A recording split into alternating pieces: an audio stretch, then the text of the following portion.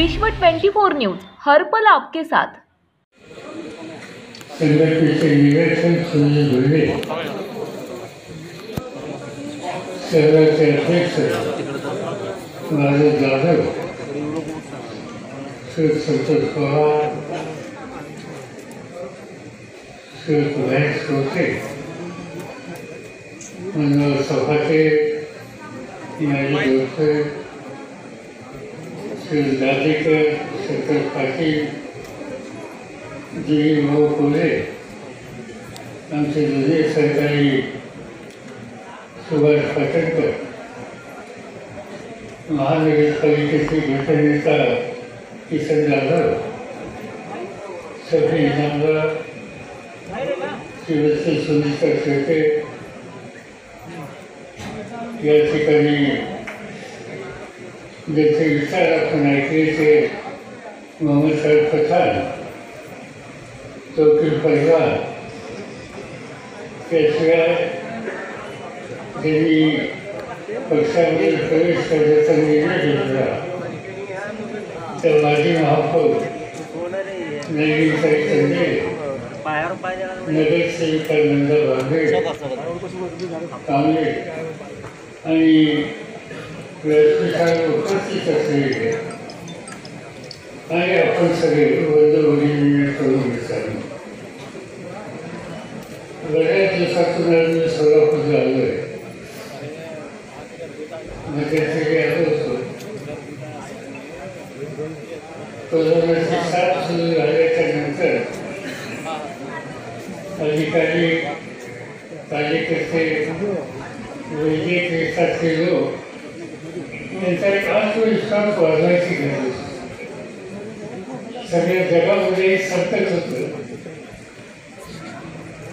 आणि माझ्या लक्षामध्ये एक गोष्ट आली की त्याला सामोरं जाण्याच्यासाठी आपण ठाम भूमिका घेतली नाही तर त्याच्यामध्ये कदाचित आपला पराभव होईल. आणि मी या करोनाची लढाई सुरू केली पाहिजे. त्या लढाईची सुरुवात राज्य सरकारच्या प्रतिनिधीला घेऊन आम्ही सोलापूरपासून केली. ही पहिली सभा ही सोलापूरला घेतली आणि महाराष्ट्राच्या जिल्ह्यामध्ये घेतल्यानंतर आज ते कोरोनाचं प्रमाण खाली आलेले चित्र दिसत आहे. आणि असे 100% श्रेय शासकीय यंत्रणा जशी आहे तशी डॉक्टर, नर्सेस किंवा आरोग्य खात्याची जबाबदारी सांभाळणारे सगळे येतात. या सगळ्यांना त्याचं श्रेय द्यायला पाहिजे आणि त्या कामाची सुरुवात इथून झाली. आधीच्या एक महिनाभरामध्ये फळाफळ फार सुरू होती. अनेक वर्ष या पक्षामध्ये काम केलेले महत्वाची फळं ज्यांनी भोगली असे अनेक लोक पक्ष सोडून गेले. आणि त्यामुळं तरुण कार्यकर्त्यांच्यामध्ये एक प्रकारची अस्वस्थता होती. आणि अशा वेळेला त्या फलफुटांच्या विरुद्ध संघर्ष करण्याची आवश्यकता होती.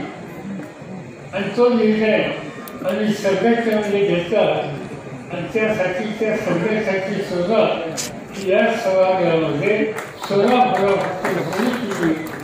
मी पहिलं भाषण इथं गेलं आणि त्यानंतर महाराष्ट्राच्या सगळ्या जिल्ह्यामध्ये घेतो आणि आपण बघितलं त्यावेळेला एक चर्चा होती की भाजपच्या राज्यात आज त्या ठिकाणी उद्धव ठाकरेंच्या आणि अजित पवारांच्या नेतृत्वाखाली आज सरकार त्या ठिकाणी आलेली आहे. आणि त्याचं महत्त्वाचं कारण आपण आत्मविश्वासानं लढाई करण्याची भूमिका घेतली त्याचे हे सगळे परिणाम आहेत. आज अनेक प्रश्न आपल्या सगळ्यांच्या समोर आहेत. त्या प्रश्नाला सामोरं जायचे. पहिल्यांदा एकतर देशामध्ये राष्ट्रभाषेची सगळी जबाबदारी आज भाजपकडे आहे. लोकशाहीच्या पद्धतीने सरकार आलं त्याच्याबद्दल तक्रार करण्याचं कारण नसतं.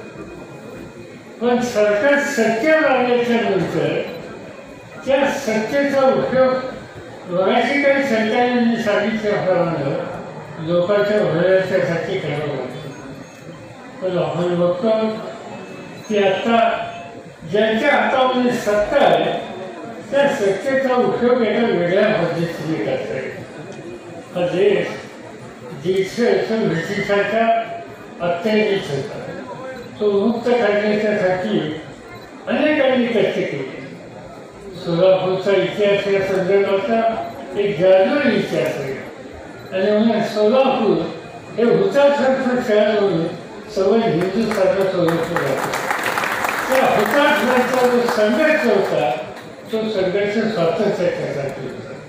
महात्मा गांधींचा विचार संपादन करून सवय देश हा एकसंघ झाला आणि 150 वर्ष ज्यांचं राज्य होतं त्या राज्यकर्त्यांना इथून हाकलून दिलं. हे सगळं करायला अनेकांचं नेतृत्व होतं. महात्मा गांधींचं नेतृत्व होतं, जवाहरलाल नेहरूंचं नेतृत्व होतं, सुभाषचंद्र बोस यांचं नेतृत्व होतं, मौलाना अब्दुल कलाम आझाद यांचं नेतृत्व होतं. किती नावं घेऊन अनेकांनी एक विचार दिला, नव्या पिढीने जागृत केलं आणि त्यावर हा देश स्वतंत्र झाला. त्या स्वातंत्र्याच्या नंतर 150 वर्ष गुलामगिरीत असलेल्या देशामध्ये विकास नावाची गोष्ट नव्हती. कारण राज्यकर्ते जे इंग्रज होते त्यांना या देशाच्या विकासामध्ये व्यक्तीची सगळं असणार नव्हतं. आणि म्हणून 47 साली स्वातंत्र्य मिळाल्याच्या नंतर जवाहरलाल नेहरूंचं नेतृत्व लाभलं आणि जवाहरलाल नेहरूंनी या देशात पायाभूत सुधारणा यापेक्षा त्याचा इतिहासाची खबरदारी घेतली. रेल्वेचं जाळं वाढवलं, वीज निर्मितीची केंद्र उभी केली, वाकड्या नांदेडसारखं धरण बांधलं, अनेक गोष्टी त्यांनी केल्या. आज त्याची आठवण का होते ते सगळं मूलभूत काम त्यांनी केलं. आणि आजचं राज्य सरकार काय करते, केंद्र सरकार काय करते, आजचं केंद्र सरकार त्यांनी काही निर्णय घेतले. काय निर्णय घेतले, एखादी नवीन रेल्वे लाईन टाकली आणि दळणवळणाची सोय केली तर त्यांचं ते अभिनंदन केले. पण ते नवीन रेल्वे लाईन टाकण्याच्या कामात त्यांचा रस नाही. त्यांचा रस कधीही या देशात घडला नाही की या देशातल्या रेल्वे स्टेशनची विक्री करून त्याचं खाजगीकरण करणं ही महत्त्वाची आज या राज्यकर्त्यांनी सुरू केलेली आहे.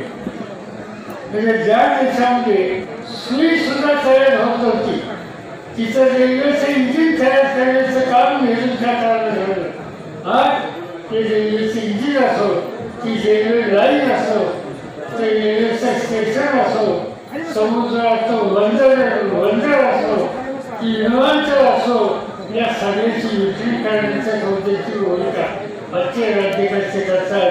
आणि त्यामुळं साहजिकच त्याला विरोध करण्याच्या उद्देशाची भूमिका घ्यावी लागेल. आज सामान्य माणसाच्या दृष्टीने सगळ्यात महत्त्वाचा प्रश्न हा महागाईचा प्रश्न.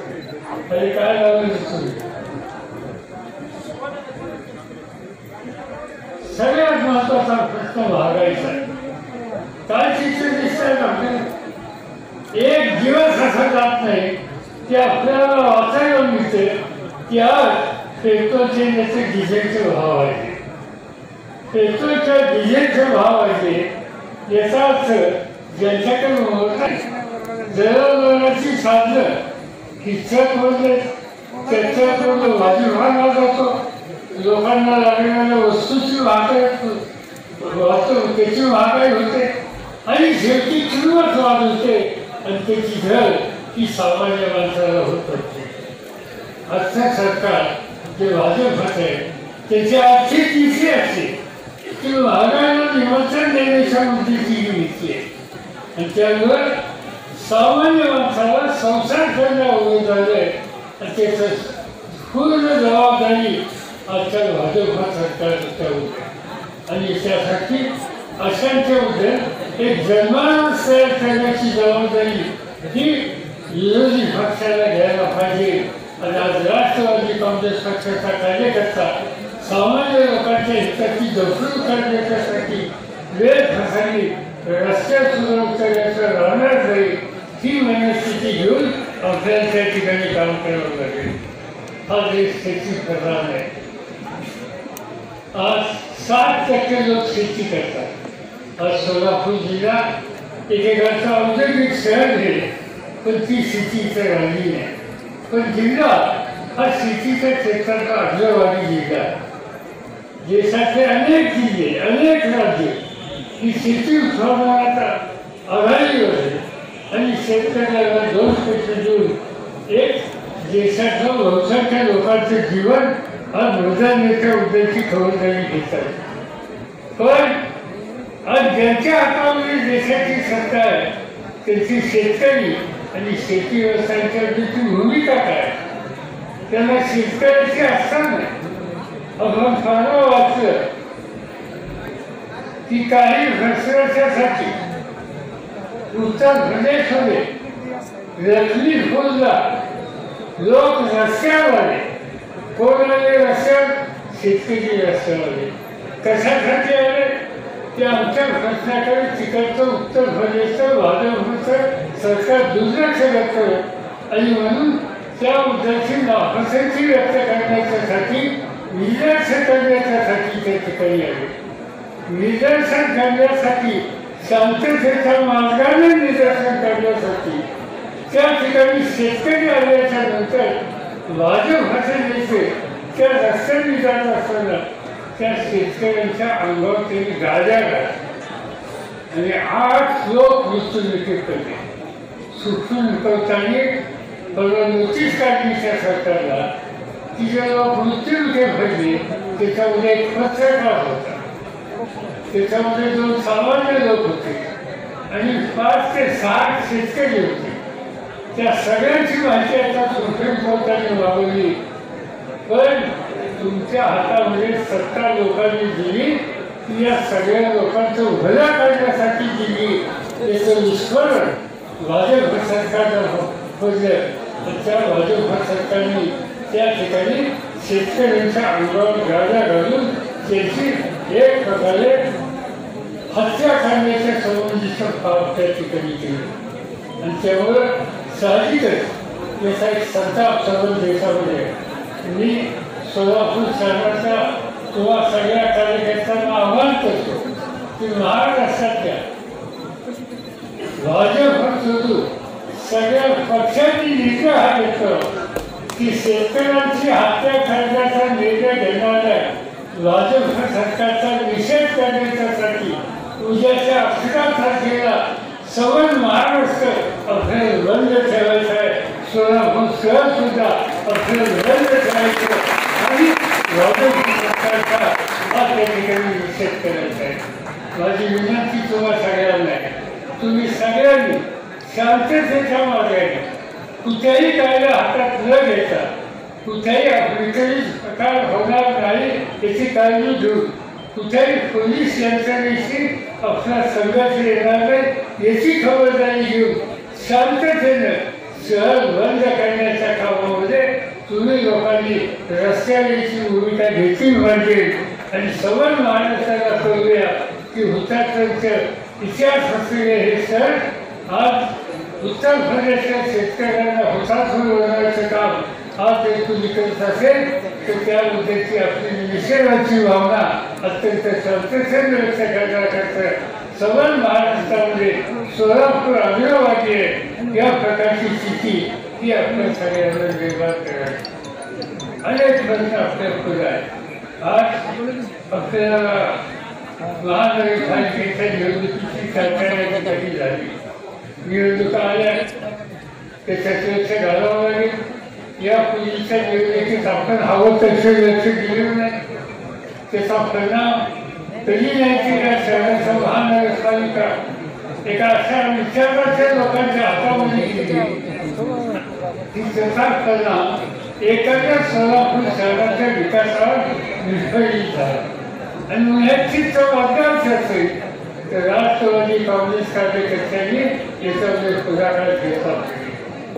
आमचे सगळे जे नेते लोक शहरातले त्यांची माझ्या बैठक झाली. भाजप सोडून इतर पक्षांची आपल्याला एकजूट करता आली तर ती एकजूट करण्याचा आपला प्रयत्न झाली.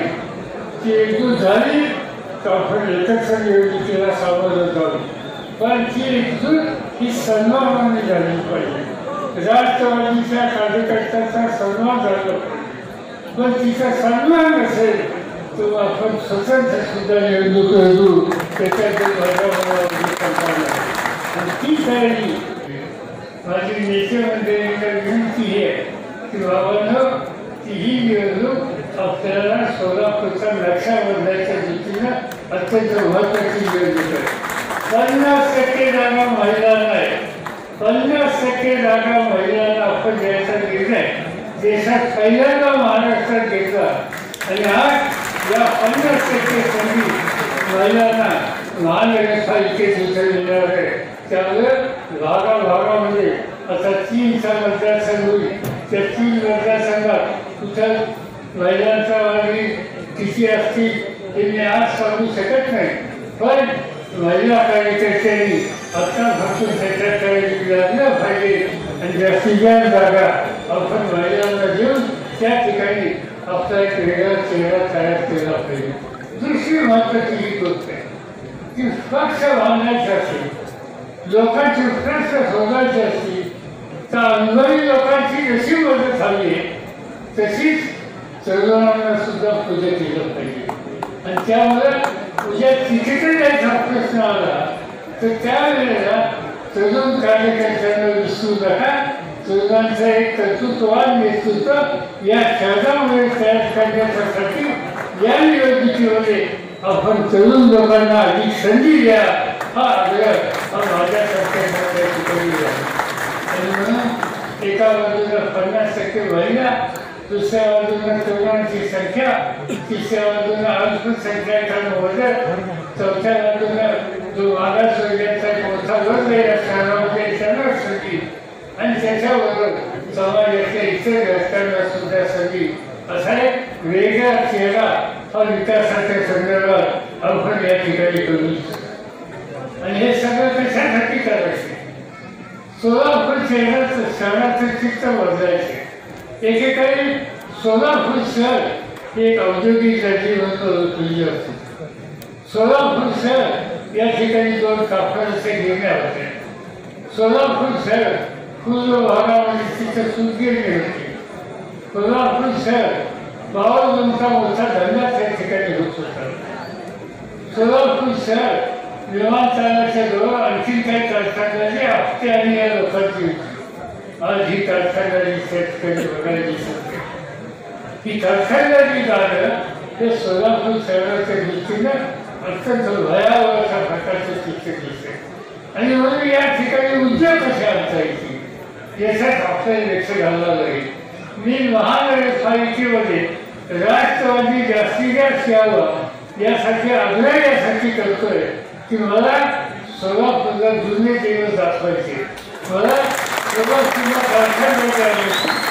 आता त्या ठिकाणी आपल्या भाषणामध्ये बोलत असताना महेश कोचेंनी सांगितले की आयटी इंडस्ट्री या ठिकाणी आणण्याचा प्रयत्न करा. जरूर आपण बसू. तुम्हाला एक माहितीसाठी सांगतो. एक वर्ग असा होता, एक काळ असा होता की आयटी इंडस्ट्री महाराष्ट्रात नव्हती. पुण्याच्या जवळ हिंजवडी नावाचं एक गाव आहे.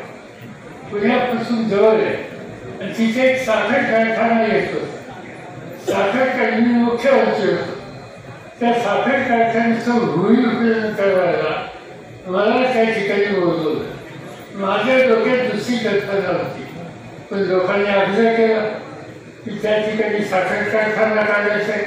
मुख्यमंत्री म्हणून तुम्ही या. मी गेलो, भूमिपूजन केलं आणि भूमिपूजनाच्या भाषणामध्ये मी सांगितलं की असं काही घडणार नाही की इथं घडणार आहे. लोक म्हणजे काय घडणार म्हणजे भूमिपूजन एकाच केलं आणि कारखाने दुसरे होणार. आणि मी सांगितलं की या ठिकाणी चौथा साखर कारखाना ज्याचं भूमिपूजन मी केलं तो होणार नाही.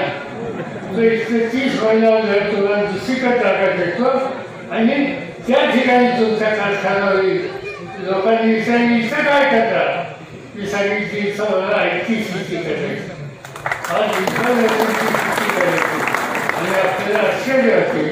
हिंजवडी, मदत करता आणि 25 फार या 3 भागामध्ये पुणे शहरामध्ये 2.5 लाख इंजिनियर IT मध्ये त्या ठिकाणी काम करतात. आणि ते नवरा बायको दोघे इंजिनियर असे अनेक आहेत. संबंधित अर्थशास्त्र बदलले, सगळ्या घराचं अर्थशास्त्र बदलले. हे जर हिंदवी लावू शकतं तर सोलापूरला चालले. त्या सोलापूरचा करायला प्रयत्न करतात. म्हणून वयात पद्धतीची सूचना ही अत्यंत योग्य सूचना आहे.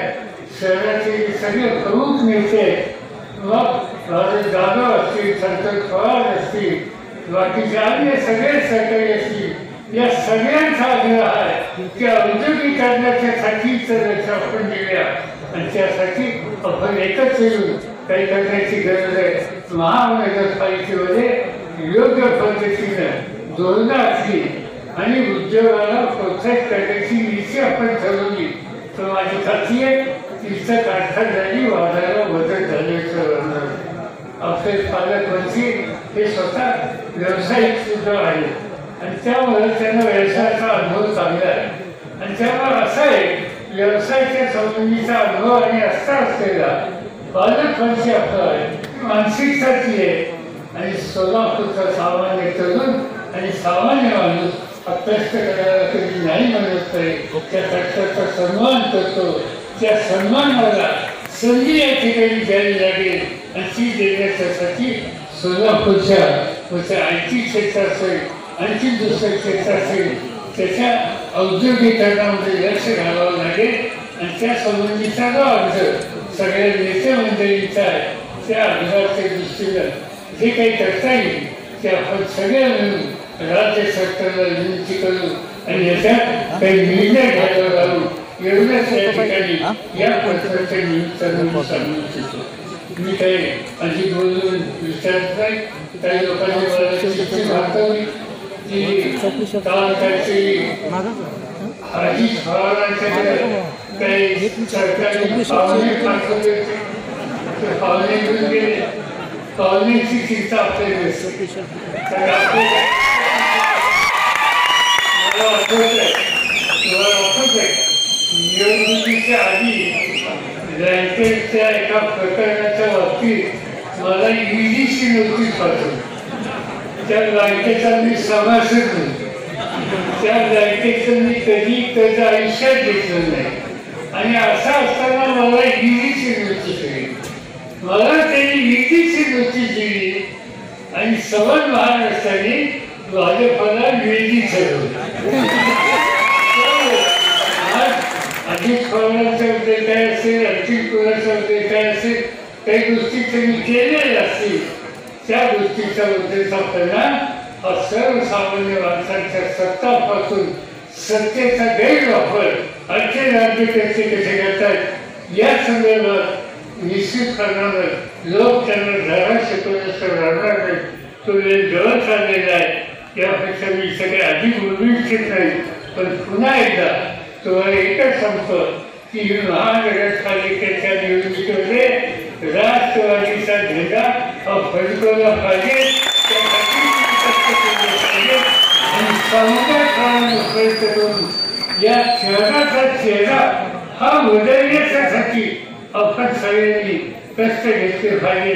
त्या कामाला माझी तुम्हाला साथ झाली एवढंच या ठिकाणी सांगतो आणि माझे 2 शब्द सोडतो.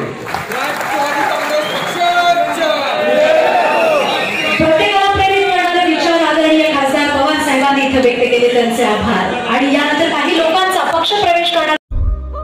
राज्यातील महत्त्वाच्या आणि आपल्या भागातील ताज्या बातम्या पाहण्यासाठी आजच आमच्या विश्व 24 न्यूज चॅनलला यूट्यूबवर सबस्क्राईब करा आणि बेल आयकॉन प्रेस करा.